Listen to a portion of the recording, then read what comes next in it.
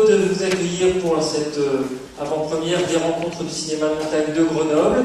Je suis toujours encordé avec Monsieur Yves Exbraya, qui est le grand Manitou de la Maison de la Montagne de Grenoble et le grand ordonnateur des rencontres du cinéma de montagne de Grenoble. Bonsoir François.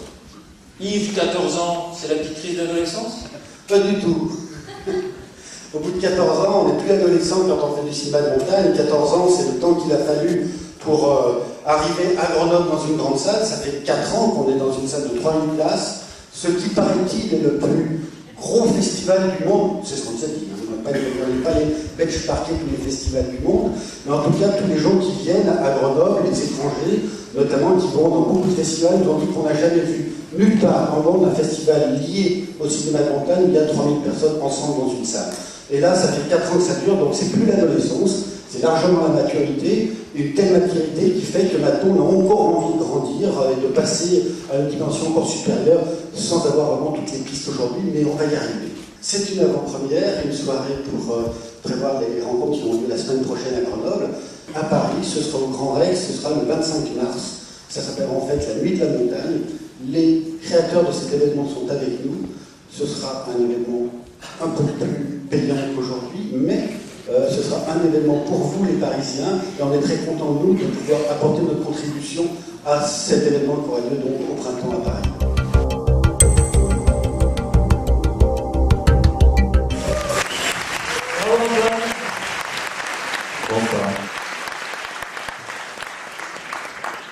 C'est quoi alors l'extrême maîtrisé? Ça, c'est un concept qui nous intéresse. Je sais pas, ça c'était l'extrême à peu près maîtrisé, voilà. Ça nous a beaucoup éclairé. Qu'est-ce qui est le plus difficile? Parce que là, effectivement, on vous voit passer d'un jouet à l'autre. On a vraiment l'impression que ce sont des jouets pour vous, d'une activité à l'autre. Mais qu'est-ce qui est le plus difficile à un moment donné? C'est de se perfectionner dans les différentes activités, c'est de trouver la bonne météo, c'est de déterminer sur le terrain. J'étais content, on a retrouvé notre ami Bastoun, pour ceux qui ont des souvenirs l'année dernière, c'était intéressant de trouver notre ami Bastoun. C'est quoi le plus difficile de combiner et de faire vos combos? La difficulté, on la trouve, mais ce qu'on recherche, c'est vraiment d'élargir notre pratique, de l'améliorer, de prendre plus de plaisir en combinant différentes pratiques qu'on maîtrise déjà auparavant depuis des années en fait.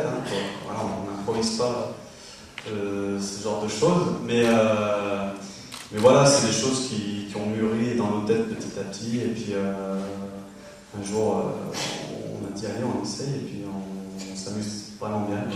Et l'idée à un moment donné, c'est de parcourir les plus grandes distances possibles en changeant d'engin régulièrement, c'est de sauter d'une montagne à l'autre, c'est d'aller d'un massif à l'autre.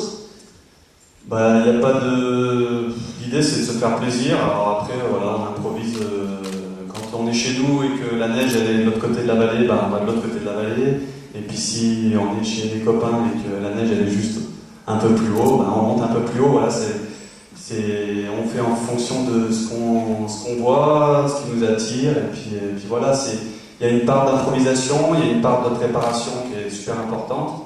Il y a toute l'expérience, mais après il y a un petit côté improvisation. En fait, ce qui nous guide vraiment, c'est les éléments, c'est l'air, c'est la météo, c'est la neige, c'est ça. Voilà, aujourd'hui le vent, il va nous pousser dans telle direction. Ok, on se retrouve au-dessus de telle montagne, et puis ça vient naturellement. Ok, on va se poser là, quoi.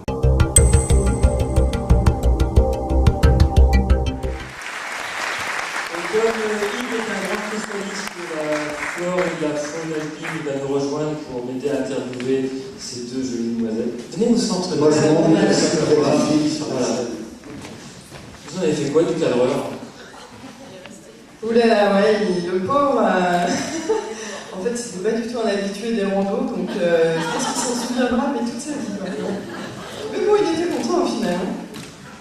Cécile, dans le milieu de l'aventure, on te connaît un petit peu pour tes voyages aux quatre coins du monde, le voyage que tu as organisé au Kamtchatka avec ton frère. Qu'est-ce qui t'a pris tout d'un coup de vouloir redécouvrir les Bauges et d'organiser une expédition près de chez toi? On était fauchés, c'est ça, Sandrine? Non, en fait, l'idée, j'aime beaucoup. C'est près de chez nous, on connaît pas si bien. Et puis, je peux te laisser dire la suite, en fait, non, l'idée, il y en a certainement beaucoup qui connaissent ici, hein, c'est qu'il y a peut-être 5-6 ans, un peu plus, dans un magazine de montagne bien connu, est sorti les 14 000 des Bauges. Depuis, ça a un petit peu monté en tension entre les co-gestionnaires des réserves, parce qu'en fait ils sont 3, et puis certains sportifs qui font des trails un petit peu partout, et puis comme on peut s'en apercevoir dans le film, et en fait il y a quelques petites zones où notamment les scientifiques qui font des recherches aimeraient conserver un petit peu intact et que personne n'y passe.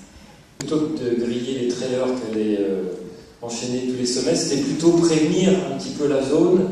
Et votre souci, c'était quand même de passer de l'information, ou vous avez découvert ça au fur et à mesure du montage du projet? Au fur et à mesure du montage du projet, on l'a découvert parce qu'on s'est renseigné justement sur les itinéraires des trailers, et c'est là qu'on a vu qu'il y avait quand même un petit problème entre les trailers et puis le parc, et puis les co-gestionnaires. Donc là, on s'est renseigné. Puis après, nous, c'est vrai que pourquoi les Bauges, je vais pas si loin. D'habitude, on voyage, bon voilà, si c'est le Kamchatka, c'est à l'autre bout du monde, on ne sait même pas trop où c'est. Moi, j'ai souvent été en Afrique, en Amérique du Sud, au Népal, et puis finalement, on avait envie de se dire on peut voyager à côté de chez nous, sans aller très loin, en s'immergeant complètement, en réinventant un petit peu la vie d'une autre manière, et puis en respectant tout ça, c'est possible en fait. Le film que vous avez vu tout à l'heure, Alchimie, a été aidé par le FODACIM. Les 14 2000 également. Le prochain, Natenco, le suivant, Trango. En fait, pourquoi je dis ça? C'est parce que si nous avons à Grenoble une programmation de films tout neufs, qui même sortent du four, soit ce matin, soit hier, soit avant-hier, vous êtes vraiment les premiers à essuyer les plâtres. C'est parce qu'on a permis à ces films d'exister en donnant un petit coup de pouce. Alors, ce petit coup de pouce qu'on donne depuis longtemps à la ville de Grenoble, et puis on était un petit peu isolés à donner ce coup de pouce à des films. En fait, on ne pouvait pas en aider beaucoup.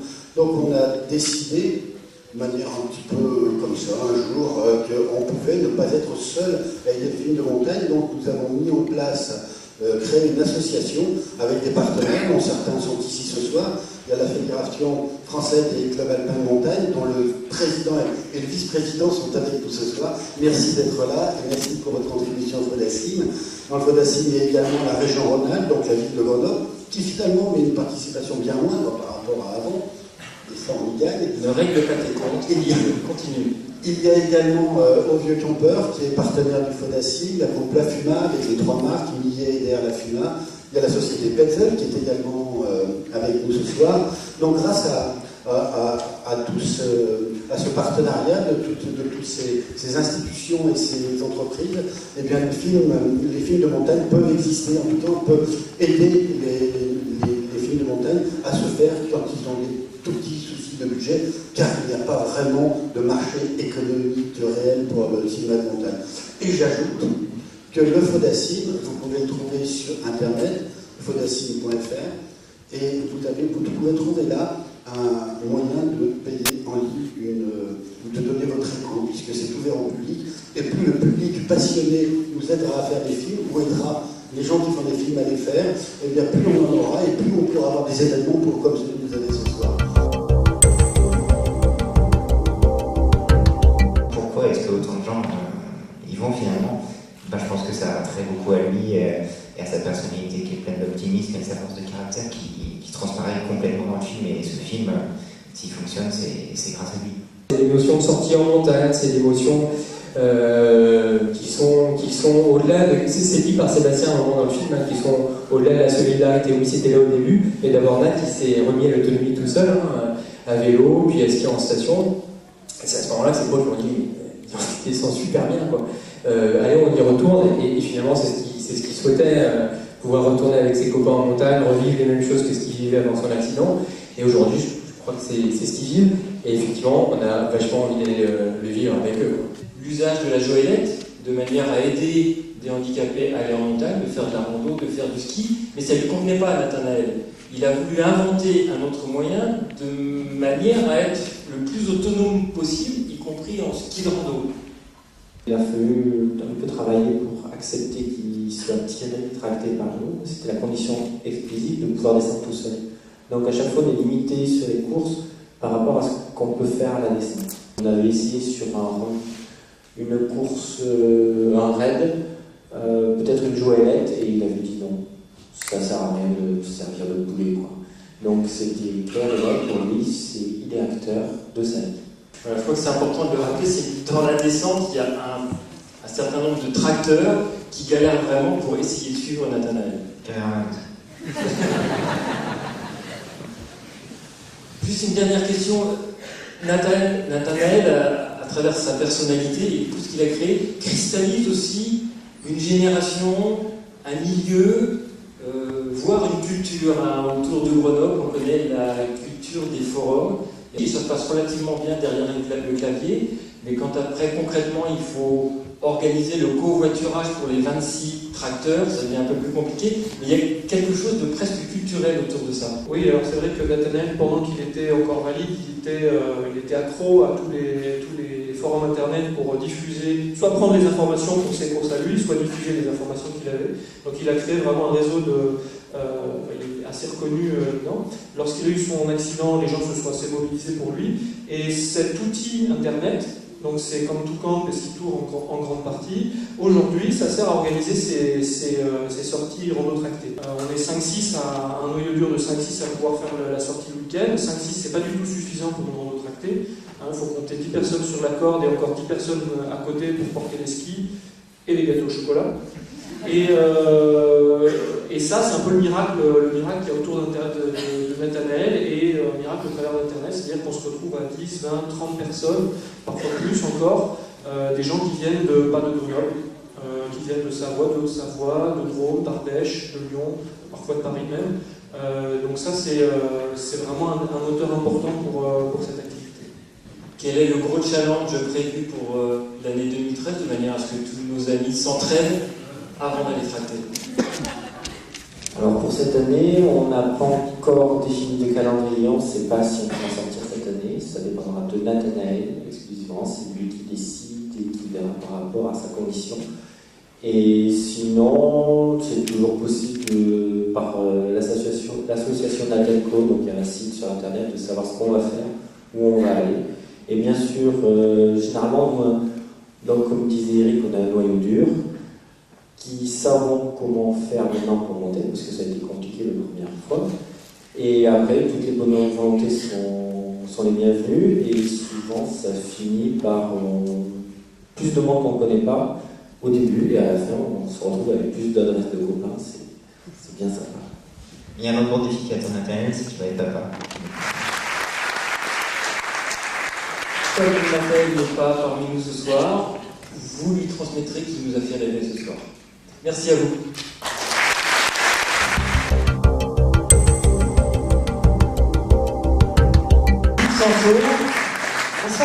Plusieurs fois championne du monde d'escalade, vainqueur de la Coupe du monde d'escalade. On s'en souvient quand même. Comment on passe de l'escalade, de l'escalade en salle en particulier, au base jump?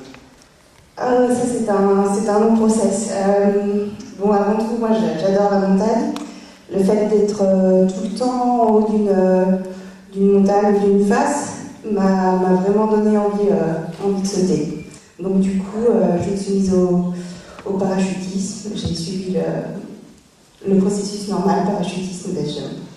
Et c'est quoi le cursus pour devenir base jumpeuse? Donc on saute d'abord depuis un avion, on apprend à faire de la chute libre, à ouvrir son parachute, à s'appuyer sur l'air. Mais c'est assez simple quand même après de franchir le pas et de s'affranchir de l'avion. Il faut se faire adopter. Oui, c'est ça. Non, il faut trouver un mentor, une personne qui a vraiment déjà des années d'expérience et qui va vouloir vous montrer la bonne façon de procéder et surtout vous dire il faut y aller doucement. C'est un sport qui est très adrénaline-énergique, il est aussi très addictif et il faut savoir aussi aller doucement. Mais la grosse différence, c'est que quand on saute d'avion, on a un vent relatif et on est tout de suite porté dans l'air. Quand on est au pied d'une face, là, il n'y a pas d'air tout de suite. Les 2 premières secondes, on est absorbé par le vide. C'est tout à fait comme vous l'aviez prévu. Vous n'avez pas pu gravir la face que vous aviez envisagée et en plus, vous n'avez pas réussi à atteindre finalement votre bord de falaise que vous aviez envisagé. Oui, c'est ça. En fait, c'était extrêmement complexe d'arriver au bord de la face. Donc, ça ne valait pas la peine. On rentre vivant, on rentre content, comme on dit. Donc, on est rassuré que tu n'es pas aussi addict que ça. Merci. Merci. Là, Olivier Valma qui a découvert ce coin incroyable et qui assez rapidement a réussi à motiver les gens parce que la belle ville elle est équipée dans des verres tout plein de salpêtres et des voies tout à l'envers. Là, il faut vraiment être malade à la base, donc ils trouvent des gens malades. Mais c'est grand comme la France, là, l'endroit où il y a des arches, et il y en a à des kilomètres. Enfin, non, mais c'est vraiment énorme, quoi. Donc ça va continuer, l'escalade va continuer.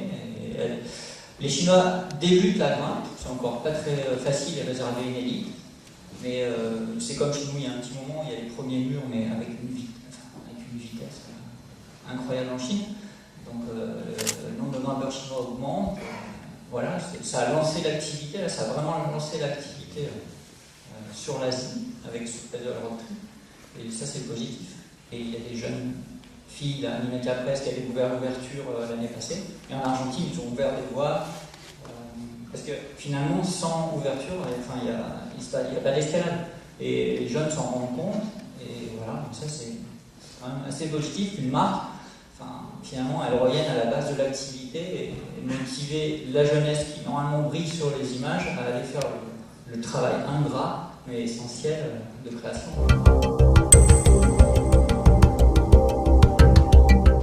Qu'est-ce qui se passe quand on essaye de mettre les pieds sur une highline alors qu'on a très bien appris à marcher à 20 cm du sol, on a à peu près dominé le mouvement de ballon, et tout d'un coup on monte, ça a l'air d'être le même exercice, et puis on est vraiment de tout cœur avec ceux qui tentent de mettre un pied devant l'autre qui n'y arrivent pas au départ. Qu'est-ce qui se passe là en hauteur ? La peur. Et dans sa tête, on ne sait pas trop ce qui se passe. Enfin, d'un seul coup, on se dit, mais c'est pas normal qu'on soit là. Donc, on se dit, il y a un truc qui va pas. Donc, il faut se rassurer soi-même. Et puis après, on se dit, allez, j'arrive à les faire en bas. Je vais pouvoir y faire à quelques centaines de mètres du sol. Et puis, on rentre dans un combat avec soi-même. C'est-à-dire que le défi, c'est pas de dire, allez, je vais épater les copains, je vais franchir la ligne. Non, c'est ma première étape, ça va être de me lever, de faire un pas, puis un autre, et encore un autre, et ainsi de suite. Il y en a qui vont vouloir regarder en face pour en sortir le plus vite possible, d'autres qui vont chercher à regarder la ligne parce que c'est ce qu'ils font au sol, et puis d'autres qui vont chercher à se retourner, à aller se cacher dans les voiles. À la hauteur, on peut rajouter on peut rajouter la longueur de la line. C'est Théo qui l'a depuis à peu près un mois avec 110 mètres. Et dans le monde, on est à 137 mètres. Bravo Théo. C'est slackline.org. Et donc c'est pour initier les gens à la slackline et s'ils le veulent, aller en montagne pour le faire au-dessus du vide. On n'est pas obligé d'être grenoblois pour faire partie de l'association. On a des adhérents qui sont à Poitiers, Paris, voilà quoi. Mais ça se passe à Grenoble. L'association est à Grenoble. L'association est à Grenoble, mais c'est ouvert à tout le monde et on vous encourage à venir visiter notre site et à discuter sur la pratique, les lieux, voilà. Sinon, rendez-vous donc du 19 au 23 novembre à Grenoble et le 25 mars au Grand Rex à Paris. Ils sont beaux, là ils sont beaux.